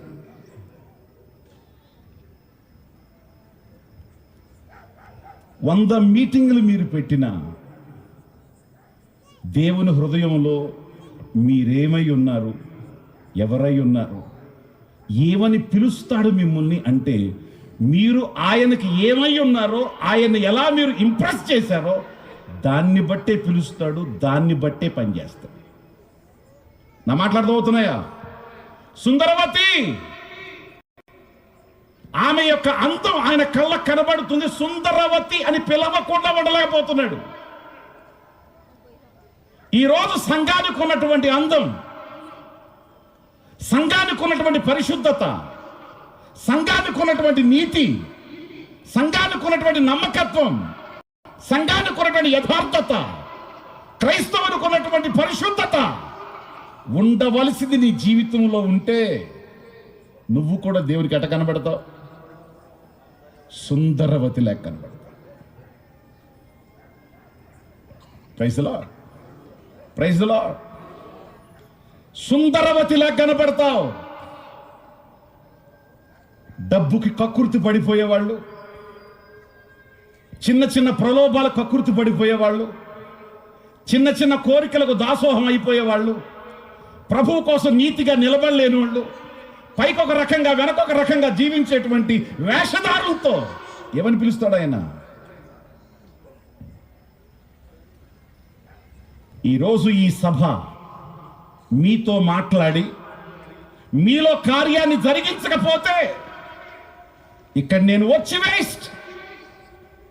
ఈరోజు మిమ్మల్ని అడుగుతున్నాను, మిమ్మల్ని ఏమని పిలుస్తాడు? సంఘాన్ని అంటున్నాడు ఆయన, సుందరవతి, నా ప్రియురాలా, నువ్వు నాకు ఇష్టమైన దానివి. నీ పరిశుద్ధత చూస్తుంటే, నీ రోషం చూస్తుంటే, నీ నిజాయితీ చూస్తుంటే, నీ ప్రేమ చూస్తుంటే, అమ్మా నీ యొక్క నీతి చూస్తుంటే, నీ యొక్క సత్యాన్ని చూస్తుంటే, నువ్వు నడిచే విధానాన్ని చూస్తుంటే, నీతిగా జీవించే నీ యొక్క పద్ధతిని చూస్తుంటే,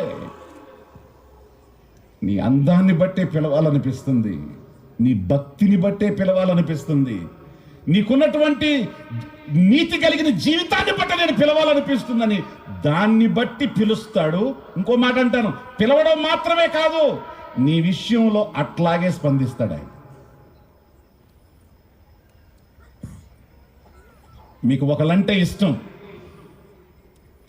మీకు ఎవరైతే ఇష్టమవుతున్నారో ఆ ఇష్టమయ్యే వ్యక్తి అడిగితే మీరు ఏమైనా ఇస్తారా? అడగపోయినా ఇస్తారా?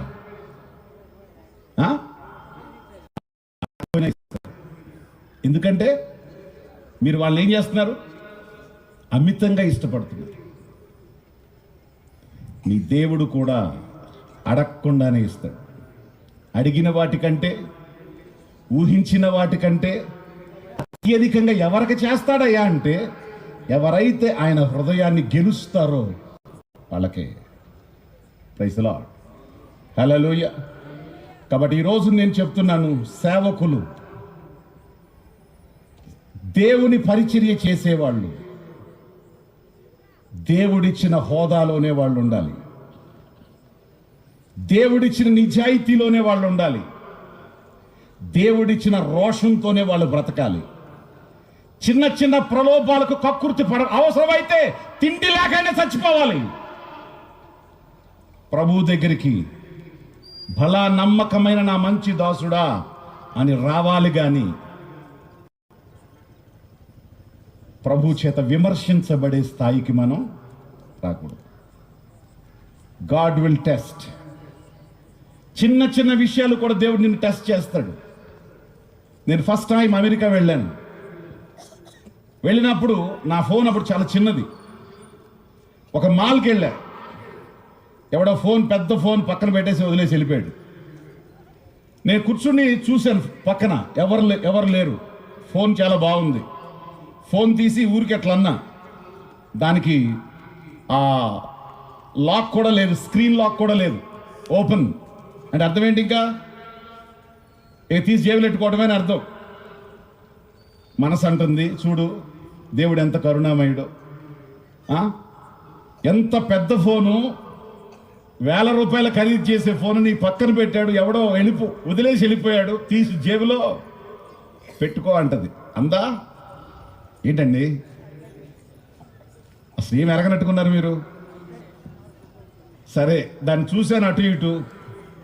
తర్వాత వెళ్ళి లాస్ట్ అండ్ ఫౌండ్ సెక్షన్ అని ఒకటి ఉంటుంది, ఏమైనా ఇట్లాంటి దొరికితే ఇచ్చేసే సెక్షన్, తీసుకెళ్ళి అక్కడికి ఇచ్చా. ఆమె ఇస్తూ ఉంటే నా పేరు రాసుకుంది, ఎవరు మీరు అని చెప్పంటే పలానా సో అండ్ సో, ఏ దేశం? ఇండియా అని, ఇండియా అంటే నోరు తెరిచింది. అప్పుడు అడిగాను, ఎందుకు నోరు తెరిచావన్న అంటే, ఇండియా వాళ్ళు కూడా తిరిగి ఇచ్చేస్తున్నారంటే కొద్దిగా ఆశ్చర్యం అనిపించింది. మీరు నమ్మండి, ఆ రోజు ఆ ఫోన్ నాకు దొరికితే ఇది నాది కాదు. నీ దేవుని వాక్యం చెప్తుంది, నీది కాని దాన్ని నువ్వు, నీ పొరుగు వాని ఏది నువ్వు ఆశించద్దు అని బైబిల్ చెప్తుంది. నీ దేవుడిచ్చిందే నీది. అది చిన్నదా పెద్దదా ఉందా లేదా, నీ దేవుడిచ్చిందే నీది. నీ దేవుడు ఇవ్వంది నీది కాదు. అదే నీతితో ఉన్న ఈ రోజున నేను వాడే ఫోన్లు నేను కొనేవి కాదు సార్, నేను కొనేవి కాదు. ప్రతి ఒక్కళ్ళు నాకు గిఫ్ట్గా ఇచ్చి ఎంతో తెలుసా, మొన్న ఫోన్ పడిపోయింది, కింద డిస్ప్లే పోయింది. ఒక ఆయన అన్నాను, డిస్ప్లే పోయింది ఆనంద్, ఒకసారి మీ ఫోన్స్ అయినా పాత ఫోన్లు ఉంటే తీసుకురా, నేను బెంగళూరు వెళ్ళేంత వరకు కొద్దిగా అందులో సిమ్ వేసుకుంటాను అన్నా. అట్లాగే సార్ అన్నాడు. 2 లక్షల రూపాయలు కొత్త ఫోన్ తీసుకొచ్చి ఇచ్చాడు. ఎంత ఫోను? ఒకవేళ 2 లక్షలు ఏముంది సార్ అంటారేమో, శాంసంగ్ గెలాక్సీ నోట్ 4 అప్పుడు అది, శాంసంగ్ గెలాక్సీ జీ ఫోల్డ్, అప్పుడు 2 లక్షలు అది తీసుకొచ్చి చేతిలో పెట్టాడు. అది ఎప్పుడు చేతిలో పెట్టాడో నాకు గుర్తొచ్చింది, నువ్వు అమెరికాలో తేరగా దొరికిన మొబైల్ ఏం చేసావు? నువ్వు వద్దనుకున్నావు కాబట్టి దేవుడు దీంతో నిన్ను ఆశీర్వదించాడు. నీ దేవుడు ఏమని పిలుస్తాడు, నీ దేవుడు నిన్ను ఎలా ట్రీట్ చేస్తాడు. నా మాట్లాడుతున్నాయా? నీ దేవుడు నిన్ను ఎలా ట్రీట్ చేస్తాడు, ఎలా పిలుస్తున్నాడు అలాగే ట్రీట్ చేస్తాడు. సుందరవతి అన్నదానికి పాత చీర ఇవ్వడు, అవునా? నా సుందరవతి అన్నదానికి మీరు పాత చీర ఇస్తారండి? ఏమిస్తారు? డబ్బులు లేకపోయినా కొత్త చీర కొనుక్కెళ్తారు. నిన్ను పిలిచే విధంగానే నీ దేవుడు కూడా నీకు సహాయం చేస్తాడు, నీ విషయంలో స్పందిస్తాడు. Praise the lord. కాబట్టి నీ భక్తి జీవితంలో నీ దేవుడు నిన్ను ఏంగా చూస్తున్నాడు? రేపొద్దున పరలోకానికి ఈ సంఘం వచ్చినప్పుడు, రేపు గబ్రియేలు దేవదూత, మికాయేలు దేవదూత, రఫాయేలు దేవదూత, కెరూబులు, సెరూపులు వీళ్ళందరూ దూరంగానే ఉంటారు. రేపు యేసుక్రీస్తు ప్రక్క నిలబడేది ఎవరు చెప్పాలి? ప్రక్క నిలబడేది ఎవరు? ఈరోజు గబ్రియేలు దేవదూత మరియ దగ్గరకు వచ్చింది, నా దగ్గరకు వస్తే ఎంత బాగుంది అనుకుంటున్నాము, దూరంగా నుంచి ఉంటాడు. రేపు యేసు ప్రక్కన పరలోకంలో నిలబడేది నువ్వు నేనే. అది సంఘం యొక్క ఆధిక్యత. ఇది సంఘం యొక్క ఆధిక్యత. కాబట్టి ఈరోజు అంటున్నాను, మీ కాళ్ళకు మీరు మొక్కుకొని నూరేళ్ళ ఆయుష్ కాదు, మీ దేవుడు మీ విషయంలో ఎలా స్పందిస్తున్నాడో, దేవుడు మిమ్మల్ని కూర్చో హృదయం ఎలా ఫీల్ అవుతున్నాడో అది మీరు జాగ్రత్తగా అబ్జర్వ్ చేయాలి. హల్లెలూయా. ఇంకో మాట చెప్పి నేను ముగిస్తాను. సుందరవతి లెమ్ము, రమ్ము, చలికాలము గడిచిపోయింది. ఏమిటంటే ఒక్క మాట చెప్పి నేను ముగిస్తా ఈ రోజుకి. చెప్పండి ఒకసారి. చలికాలము గడిచిపోయింది, వర్షాకాలము తీరిపోయింది, పిట్టలు కోలాహలము చేయు కాలం వచ్చింది. ఇంకేమిటి? పావురస్వరం మన దేశంలో వినబడుతుంది అని మాట్లాడుతున్నాడు. చలికాలం గడిచిపోయిందంటే ఏంటి? ఇప్పుడు ఏ కాలం ఇది చెప్పాలి ఒకసారి. పోయే కాలమా? చలికాలం. చలికాలం గడిచిపోయింది. ఏంటి దీనిలో ఉన్న అర్థం? ఈ రోజున ఎమ్మిగనూరు ప్రాంతం ఏం తెలుసుకోవాలి? ఒక దైవజనుడిగా మీ ప్రాంతానికి నన్ను పిలిచినప్పుడు మీతో సుత్తి కబుర్లు కాకుండా మీకు సరైన కబుర్లు చెప్పి, రంగరాజు గారు ఏం చెప్పారో అంటే మీ గుండెల్లో 2 రోజులు ప్రింట్ అయిపోవాలి. నా సందేశం ఖచ్చితంగా మీ మనసులో వినబడాలి. నేను వెళ్ళిపోయినా నా స్వరం మీలో మాట్లాడుతూనే ఉండాలి. దేవుడికి స్తోత్రం. చలికాలం గడిచిపోయింది అంటే అర్థం ఏంటి? సపోజ్ ఇప్పుడు మీరు చలికాలం ఎట్లా పడుకుంటారు? ఫ్యాన్ వేసుకుంటారా? వేసుకోరు. అసలు దుప్పటి కప్పుకోకుండా పడుకునేవాళ్ళు ఇప్పుడు ఏం చేస్తారు? మీరు మంచి రగ్గు కప్పుకుంటారు. ఆ రగ్గులో నుంచి ఉదయం తెల్లవారైపోయినా, 6 అయిపోయినా, 7 అయిపోయినా, 8 అయిపోయినా బయటికి రావడానికి ఇష్టపడరు. ఆ రగ్గులోన పడుకుంటే శీతాకాలం ఎంత బాగుంటుంది చెప్పండి. ఏంటండి? రగ్గులో పడుకుంటే శీతాకాలం చక్కగా వెచ్చగా వేడిగా, బయటేమో చలి, ఇంట్లోనేమో చక్కని వేడితో శరీరం సుఖంగా ఉంటుందా కష్టంగా ఉంటుందా? చలికాలం దేనికి గుర్తంటే సోమరితనానికి గుర్తు. దేనికి గుర్తు? చలికాలం సోమరితనానికి గుర్తు. ఈయన అంటున్నాడు, అమ్మా ఇక లే, రా. పర్లేదు ఓకే, పెడితే మంచిదే. ఇక లేకు, నువ్వు లేవాల్సిన స్థితిలో నుంచి నువ్వు లేవాలి. చలికాలం అయిపోయింది, సోమరితనం అయిపోయింది. నువ్వు సోమరితనంతో దుప్పట్లో పడుకొని, రగ్గులో పడుకొని, మంచం మీద పడుకొని ఉండే కాలం అయిపోయింది. ఇప్పుడు లేవాలి. ఇప్పుడు నీ మంచం మీద నుంచి నువ్వు లేచి నువ్వు నా దగ్గరికి రావాలి, సింహాసనం దగ్గరకు రావాలి, మాట్లాడడానికి రావాలి, సహవాసం దగ్గరకు రావాలి, నాతో జీవించడానికి నువ్వు రావాలి. ఇక నీ సుఖ సంతోషాలు చాలు. కమ్. Praise the Lord. ఈయన అంటున్నాడు, శీతాకాలం గడిచిపోయిందమ్మా, నీకు నీ సోమరితనం అయిపోయింది. ఈరోజు ఎమ్మిగనూరు ప్రాంతం సంఘాలు తెలుసుకోవాల్సినటువంటి విషయం ఏమిటి అనంటే, ఈ రోజున సంఘం కూడా ఎక్కడుంది అనంటే సోమరితనంలోనే ఉంది. చెప్పండి, ఎక్కడుంది? చర్చికి వెళదాం అంటే సోమరితనం, వెళ్ళటానికి ఆసక్తి లేదు. ఒకవేళ వెళ్ళినా అక్కడికి వెళ్ళి నిద్రపోవటం. ఏ టైంకి వెళ్తావు చర్చికి? 10 గంటలకు చర్చ్. ఎన్ని గంటలకు వెళ్ళాలి నువ్వు చర్చికి? కొంతమంది ఆశీర్వాదం తీసుకోవడానికి వస్తారు.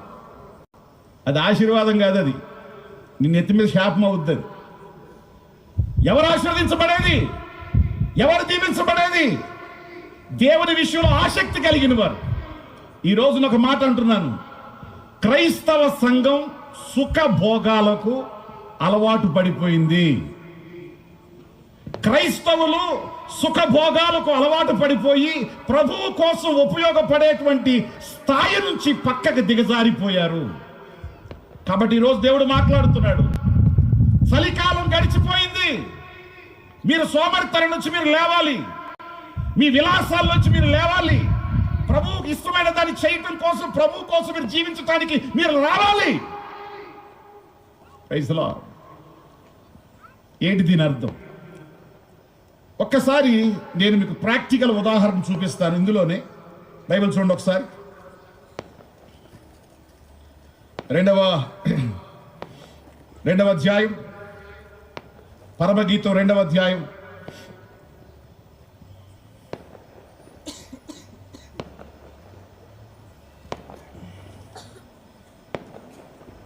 సారీ 5వ అధ్యాయం 2వ వచనం. నేను నిద్రించితనే గాని నా మనసు మేలుకొని ఉన్నది, నా సహోదరి, నా ప్రియురాల, నా పావురమ, నిష్కలంకురాల ఆలకించుము. నా తల మంచుకు తడిసినది, నా వెంట్రుకలు రాత్రి కుయుడు చినుకులకు తడిసినవి. నాకు తలుపు తీయమనుచు నా ప్రియుడు వాకిలి తట్టుచున్నాడు. నేను వస్త్రము తీసివేసి తిని, నేను మరలా దాన్ని ధరింపనేలా? నా పాదములు కడుగుకొంటిని, నేను మరలా వాటిని మురికి చెయ్యనేలా? తలుపు సందులో నా ప్రియుడు చెయ్యి ఉంచగా నా అంతరంగము అతని ఎడల జాలిపడెను. నా ప్రియునికి నేను తలుపు తీయ లేచి తిని, నా చేతుల నుండి నా వ్రేళ్ల నుండి జటామాంసి గడియల మీద స్రవించెను. నా ప్రియునికి నేను తలుపు తీయునంతలో అతడు వెళ్ళిపోయెను.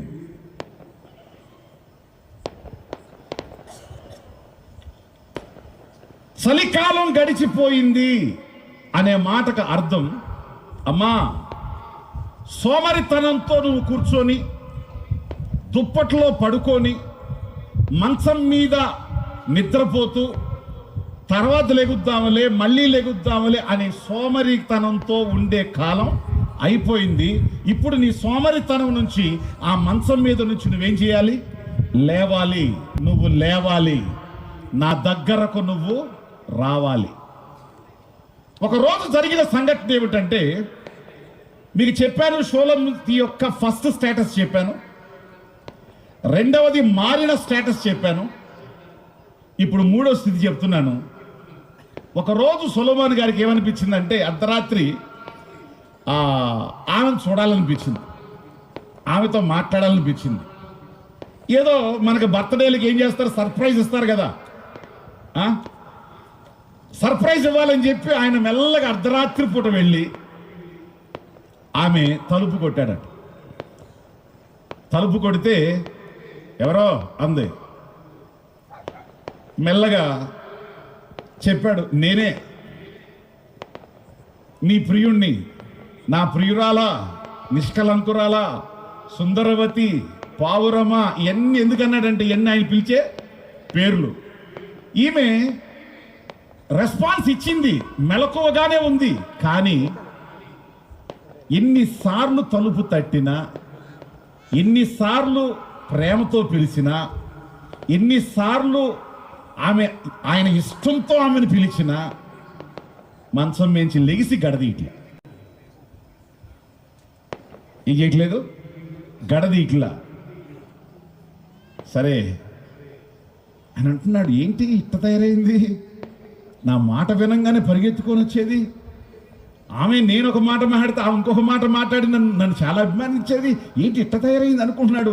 అప్పుడు చెప్తా, అమ్మా షూలమ్మితి, నా తల మంచుకి తడిచిపోతుంది, నేను చాలాసేపు అయింది ఇక్కడ నిలబడి, దయచేసి తలుపు తీ, ప్లీజ్ నన్ను అర్థం చేసుకో, నీతో మాట్లాడాలని వచ్చాను నేను నేను అంటుంటే గుర్తుపట్టలేదేమో అనుకొని ఆ తలుపు సందులోంచి రాజ ఉంగరాన్ని కూడా చూపించాడండి. తలుపు సందులోంచి రాజ ఉంగరాన్ని కూడా, నేనమ్మా రాజుని, ఎవరు భయపడుతున్నావా ఎవరో అని చెప్పి అనుకొని నేను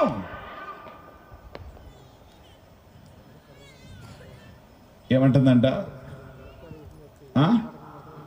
ఇప్పుడే వస్త్రం తీసేసా, మళ్ళీ ఇప్పుడు దాన్ని నేను ధరించాలా, ఇప్పుడే కాళ్ళు కడుక్కున్నా, మళ్ళీ నేను కాళ్ళు కింద పెట్టాలా, ఏంటిది? మంచం మీద నుంచి లేచి తలుపు తీయటానికి ఆయన తల తడిచిపోతుందమ్మా, నేను చాలాసేపు నుంచి కొడుతున్నాను తలుపు, ఒకవేళ గుర్తుపట్టలేదేమో నన్ను చూడు అని ఆయన గుర్తును కూడా చూపిస్తే మంచం మీద నుంచి లేవలేక, సుఖంలో నుంచి బయటికి రాలేక, రగ్గులో నుంచి బయటికి రాలేక, తలుపు తీయలేక ఆమె చెప్తున్నటువంటి సాకులు ఇవి.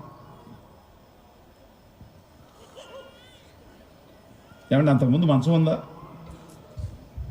చెప్పండి ఒకసారి, ఎక్కడ పడుకునేది అప్పుడు? గోను మీద. ఏ గోని?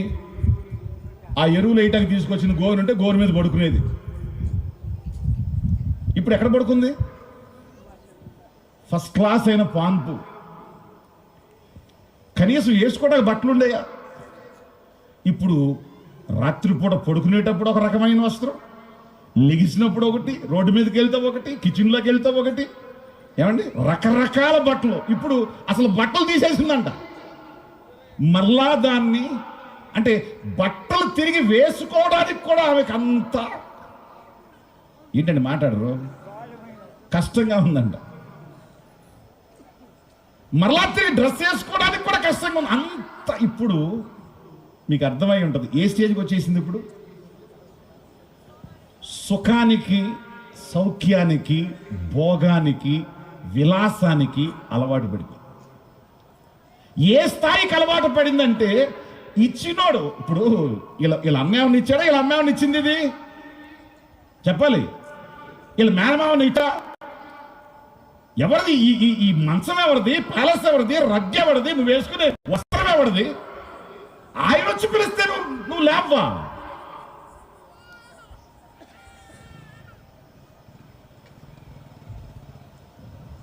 ఈ రోజున కూడా సంఘం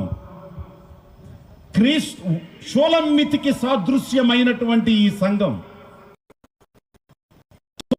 సాదృశ్యమైన యేసుక్రీస్తు తలుపు కొడుతుంటే తలుపు తీయలేని, మాట వినలేని, నీతిగా జీవించలేని, చెప్పిన పని చెయ్యలేని, చెప్పిన ఆజ్ఞను నెరవేర్చలేని సుఖభోగాలకు క్రైస్తవులు లోనైపోయారు. ఆశీర్వాదం ఎవరిది? దేవుడిది. ఇల్లు ఇచ్చింది ఎవరు? దేవుడు. ఇంట్లోంచి వదిలి చర్చికి రాలేవు. ఉద్యోగం ఇచ్చింది ఎవరు? దేవుడు. ఉద్యోగానికి ఒక పక్కన దానికి ఆదివారం సెలవైన ఎక్స్ట్రా డబ్బులు సంపాదించడానికి దానికోసం బ్రతుకుతున్నావు, కానీ చర్చికి రాలేవు, వాక్యాన్ని చదవలేవు,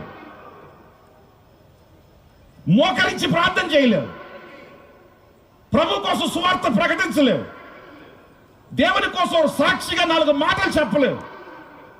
నిన్ను ఎలా బాగు చేశాడో, ఎలా దీవించాడో, ఎలా నీకు సహాయం చేశాడో, ఏ విధంగా నిన్ను హెచ్చించాడో 10 మందికి చెప్పలేకపోతున్నావు. కారణం ఏంటి? సోమరితనం, నిర్లక్ష్యం. ఇచ్చిన వాడిని, దీవించిన వాడిని, సహాయం చేసిన వాడిని మర్చిపోయిన తనం ఇది. ఈరోజు అంటున్నాడు, చలికాలం గడిచిపోయింది. నువ్వు సోమరిగా ఉండే కాలం, ప్రభుని నిర్లక్ష్యం చేసే కాలం, దేవుని పక్కన పెట్టేసే కాలం, నీ సుఖభోగాల కోసం జీవించే కాలం అయిపోయింది. ఆయన రాకడ త్వరగా వస్తుంది. ఆయన తలుపులంతా నిలబడి తట్టుతున్నాడు. ఆయన గుమ్మం దగ్గర ఉన్నాడని చెప్తుంది బైబిల్. అంజూరపు చెట్టు చిగురించినప్పుడు మీరు గుర్తుపెట్టుకోండి, ఆయన గుమ్మం దగ్గర ఉన్నాడు. అంజూరపు చెట్టు అంటే ఇజ్రాయేల్ దేశం 1948లో వాళ్ళకి స్వాతంత్రం వచ్చేసింది. అంజూరపు చెట్టు ఇజ్రాయేల్ దేశానికి గుర్తు. ఆయన గుమ్మములో ఉన్నాడు. ఏ రోజైనా గుమ్మం దాటుతాడు. ఈ రోజున సంఘం, దేవుని పిల్లలు అర్థం చేసుకోవాల్సింది ఏమిటంటే, ఇంకేమిస్తాడు, ఇంకేమిస్తాడు, ఇంకేమిస్తాడు కాదు, నా క్రీస్తు కోసం నేను చెయ్యాలి అనే స్థితిలో ఈ రోజున సంఘం ఉండాలి. నా ప్రభు కోసం నేను ఏం చేయాలి, నా కోసం ఇంత చేసిన వారికి నేను ఏం చేయాలి అని ప్రభువు కోసం రోషంగా కష్టపడే వాళ్ళు కావాలి ఈరోజు దేవునికి. వాళ్ళ విశ్రాంతిని, వాళ్ళ సుఖాల్ని, వాళ్ళ భోగాల్ని పక్కన పెట్టి ప్రభువు కోసం ఎవ్వడు నిలబడగలుగుతాడని ఆయన ఎదురు చూస్తున్నాడు. ఈ రోజున సంఘం ఆ స్థితికి రావాలి. ఈ రోజున క్రైస్తవులకి ఇంకేమిస్తాడు? ఒక ఇల్లు తర్వాత ఇంకొక ఇల్లు, ఒక దీవెన తర్వాత ఇంకొక దీవెన, ఒక ఆశీర్వాదం ఇంకొక ఆశీర్వాదం, ఇంకేమిస్తాడు? చర్చికి వెళ్తే ఏమిస్తాడు అనే తప్ప నా క్రీస్తు కోసం నేను ఏం చెయ్యాలి అనే రోషం చాలా మందిలో తగ్గిపోయింది. కాబట్టి ఈరోజు ఈ మీటింగ్స్ ద్వారా ప్రభువు నాకు ఇచ్చినటువంటి సందేశాన్ని మీతో మాట్లాడుతున్నాను. చలికాలం గడిచిపోయింది. నువ్వు సోమరిగా ఉండే కాలం గడిచిపోయింది. నీ కోసం బ్రతకాలం గడిచిపోయింది. నువ్వు లేచి దేవుని కోసం పని చేయడానికి రా. హల్లెలూయా. మన భారతదేశానికి ఎలా సువార్త వచ్చింది? మన భారతదేశానికి ఎవరు సువార్త తెచ్చారు? యేసుక్రీస్తు శిష్యుల్లో 12 మందిలో ఒకడు, చెప్పండి ఎవరైనా? తోమా. 250 దేశాలు ఉండగా ఆ 12 మందిలో ఒకడు మన దేశానికి వచ్చారు అని అంటే నిజంగా మన దేశం ఎంత గొప్పది, మనం ఎంత ధన్యులం. మన ప్రభువుతో తిరిగినవాడు, ప్రభువుతో ఉన్నవాడు, 3.5 సంవత్సరాలు యేసుతో తిరిగినవాడు ఈ ప్రాంతానికి వచ్చి మనకు సువార్తని ప్రకటించాడు. తన ఇల్లు వాకిళ్ళు మొత్తం వదిలేశాడు. ఆయన ఇక్కడికి వచ్చిన తర్వాత చెన్నైలో ఆయన్ని పొడిచి చంపేశారు. సావటానికైనా సిద్ధపడ్డారు, కానీ ప్రభువు కోసం రోషంగా వాళ్ళు నిలవబడ్డారు. దేవునికి స్తోత్రం చెప్దాం ఒకసారి. దేవునికి స్తోత్రం చెప్దాం ఒకసారి. హల్లెలూయా. కాబట్టి ఈ రోజున ఇంకేమిస్తాడు, ఇంకేమిస్తాడు, ఇంకేమిస్తాడు దగ్గరే ఉందామా? లేకపోతే నా క్రీస్తుకు నేనేమి ఇవ్వాలి? ఆయన కుమారుడు నాకు వరంగా ఇచ్చాడు, ఆయన కుమారుడు నాకు గిఫ్ట్గా ఇచ్చాడు. నేను నా ప్రభువుకు నేనేమి ఇవ్వాలి? అయ్యా, ఈరోజు నేనున్నా, నువ్వు తలుపు తడుతున్నావు, ఆయన తలుపు తట్టాడు. ఈ రోజున దేవుని వాక్యంతో, దేవుని సేవకుని ద్వారా నీ గుండె తడుతున్నాడు. ఈరోజు నా తలుపు తీస్తున్నాను. నా ప్రభువు కోసం నేను పనిచేస్తాను. నా ప్రభువు కోసం సాక్షిగా జీవిస్తాను. 10 మందికి సువార్త ప్రకటిస్తాను. సంఘంలో సహకారిగా నేను ఉంటాను. సేవకునికి తోడుగా నేను ఉంటాను. నా ప్రభువు కొరకు నేను సాక్షిగా బ్రతుకుతాను అనే తీర్మానం కలిగిన వాళ్ళుగా ఈరోజు మీరు మారాలి. అందుకని అపోస్తలుడైన పౌలు అని చెప్పాడు, భూమి మీద మీరు ఏది చేసినా వ్యర్థమేనంట. సొలొమోను ఏమన్నాడు? ప్రసంగి గ్రంథంలో అన్నీ వ్యర్థం వ్యర్థం వ్యర్థం వ్యర్థం వ్యర్థం అన్నాడు. కానీ అపోస్తలుడు పౌలు ఒక్కడే చెప్పాడు, ఏమన్నాడు? ప్రభువునందు ప్రయాసం వ్యర్థం కాదు. నువ్వు ప్రభువు కోసం జీవించిన జీవితం, ప్రభు కోసం నువ్వు బ్రతికిన బ్రతుకు, ఆయన కోసం సాక్ష్యం ఇచ్చింది, సువార్త ప్రకటించింది, ఆయన గురించి నువ్వు 10 మందికి ప్రభు గురించి మాట్లాడింది, దేవుని సన్నిధిలో నువ్వు చేసిన పని ఎప్పటికీ ఆయన మర్చిపోడు. దేవునికి స్తోత్రం. కాబట్టి ఈరోజు ఈ మొదటి మాటలు ముగిస్తున్నాను. రేపు పిట్టలు కోలాహలం చేయు కాలం వచ్చింది, పావుర స్వరం మన దేశంలో వినబడుతుంది అనే మాట గురించి రేపు మాట్లాడతాను. దయచేసి సిద్ధపడి రండి. మీ అందరి కోసం రేపు ప్రార్థన చేస్తాను. ప్రభు అనుగ్రహించిన కృపలో దేవుడు మిమ్మల్ని ఏ విధమైనటువంటి అగ్ని కంకణంలాగా సిద్ధపరుస్తాడో ఆ సిద్ధపాటుతో మీరు ఇంటికి వెళ్తారు. హల్లెలూయా. ప్రార్థన చేసుకుందాం. అందరు కళ్ళు మూసుకోండి. Thank you Holy Spirit, thank you Holy Spirit. నిశ్శబ్దంగా ఒక్కసారి కళ్ళు మూసుకొని నీ పరమ సొలొమోను ఒక్కసారి జ్ఞాపకం చేసుకో. పాపముల చేత అపరాధముల చేత చచ్చిన స్థితిలో నేనుండగా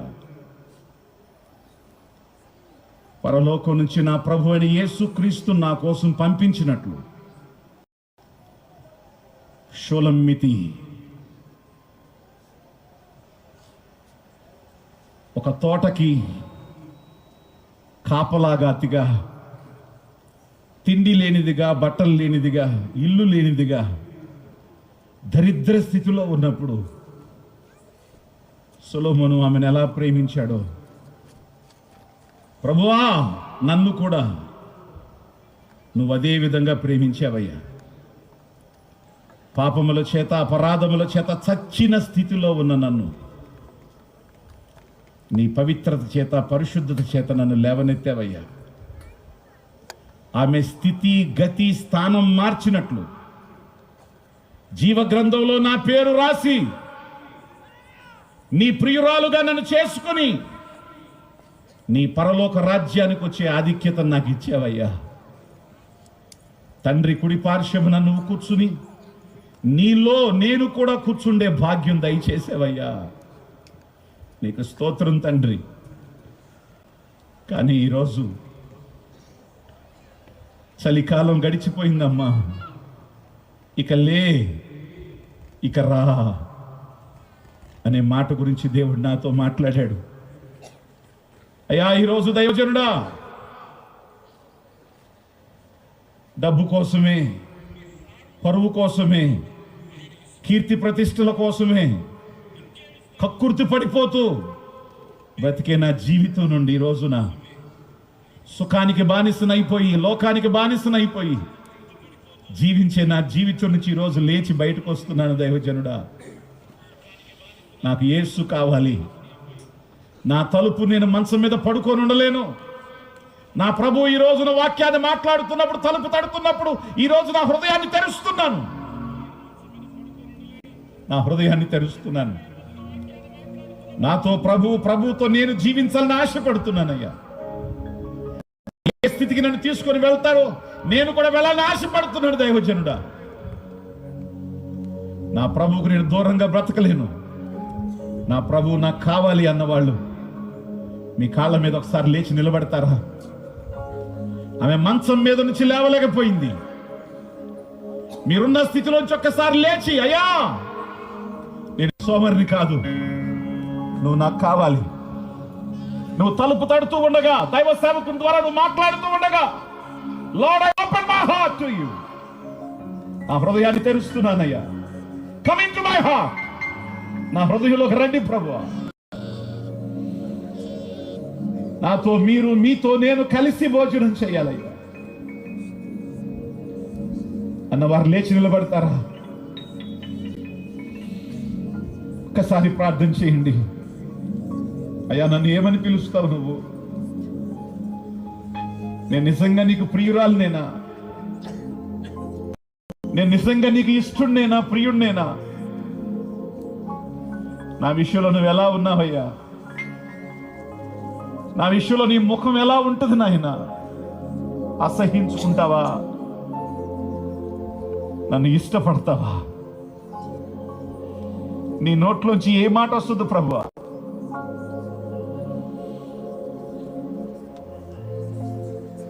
శాస్త్రులు పరిశీలిత అంటున్నాడు, సున్నం కొట్టిన సమాధుల్లారా.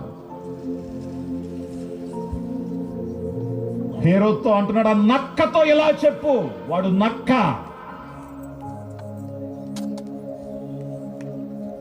ఎవరు పిలుస్తాడు నిన్ను? నీ ప్రభు నిన్నేమని పిలుస్తాడు? వాక్యం నాతో మాట్లాడిందయ్యా. నా ప్రభువుకు నేను లోబడుతున్నాను.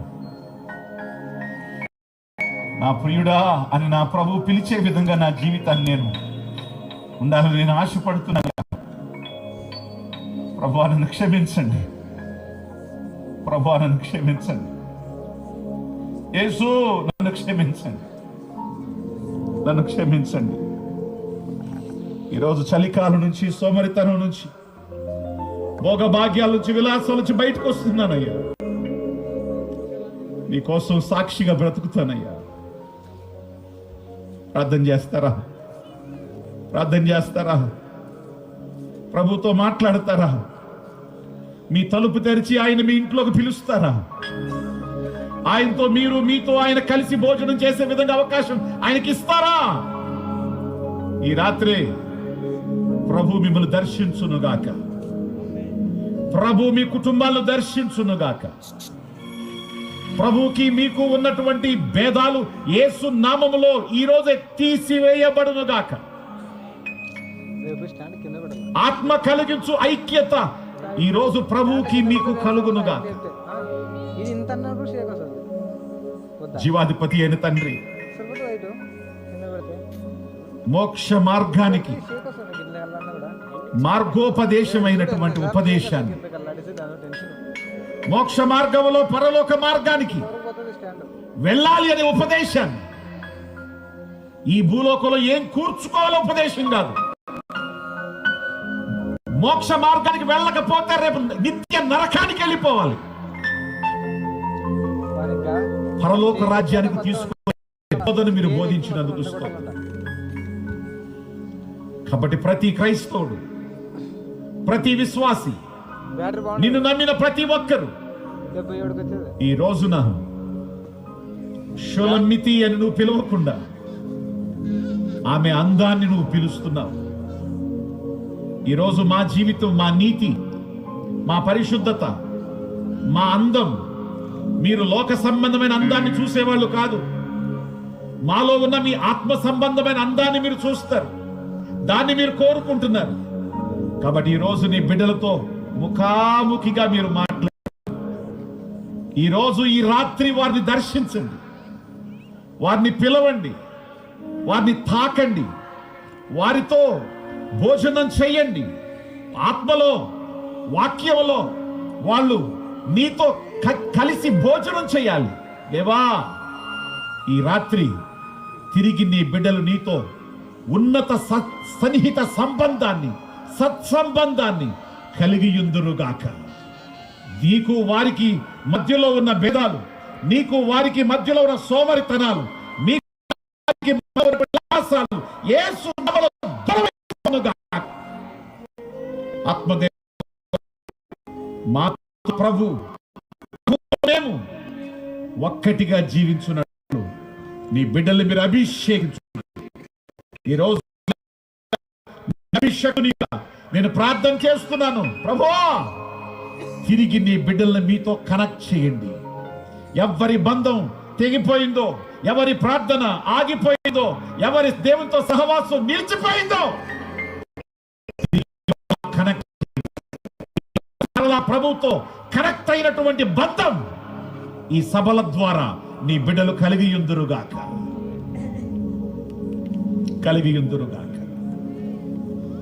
రేపటి రోజు మమ్మల్ని సిద్ధపరిచి, పౌర స్వరం మన దేశం వినబడుతుంది. ఏమిటా స్వరం? ఏ స్వరాన్ని మనం వినాలి? ఏ స్వరం మనకు చేస్తుందో బిడ్డలు గ్రహించగలుగుతారు. సిద్ధపరించమని ఎవరెవరి రోజున రోగాలు ఉన్నవారిని, అనారోగ్యంతో ఉన్నవారిని, సమస్యలతో ఉన్నవారిని, వ్యవస్థతో బిడ్డలు నా ప్రభు యేసు నామములో చొప్పున వారి బలహీనతను అనారోగ్యం ఇప్పుడే నీ శుద్ధులై విడుదల పొందుదురుగాక. బిడ్డలు తృప్తి పడు, క్షేమంగా బిడ్డలు ఇంటికి చేర్చుమని యేసు క్రీస్తు నామములో ప్రార్థన చేసి అడిగి వేడుచున్నాను తండ్రి. పరిశుద్ధులందరూ గట్టిగా ఆమేనని చెప్దాం. మరి ఒకసారి ఆమేనని చెప్దాం. గట్టిగా చప్పట్లు కొట్టి దేవుని స్తోత్రాలు చెల్లిద్దాం. గట్టిగా గట్టిగా గట్టిగా. God, we give you glory. Thank you, Holy Spirit. Praise the Lord. అందరికి వందనాలు. రేపు దేవుని యొక్క వాక్యాన్ని మనం ఆసక్తితో మిగిలిన వాళ్ళని కూడా తీసుకొని రండి. తెలియని వాళ్ళకి తెలియచేయండి. విలువైనటువంటి వర్తమానాన్ని విని విలువైనటువంటి దేవునితో మీ బంధాన్ని పెంచుకోండి. Thank you very much. God bless.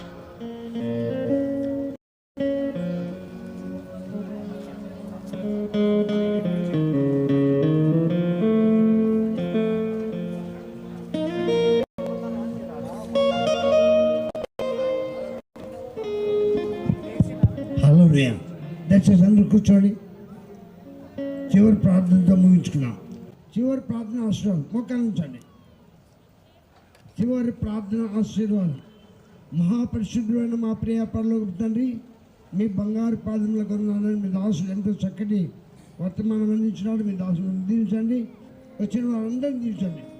రేపు 2వ రోజునైనా 3వ రోజు రాజాగారు 4వ రోజు అనిల్ గారు రావడానికి కృప చూపండి.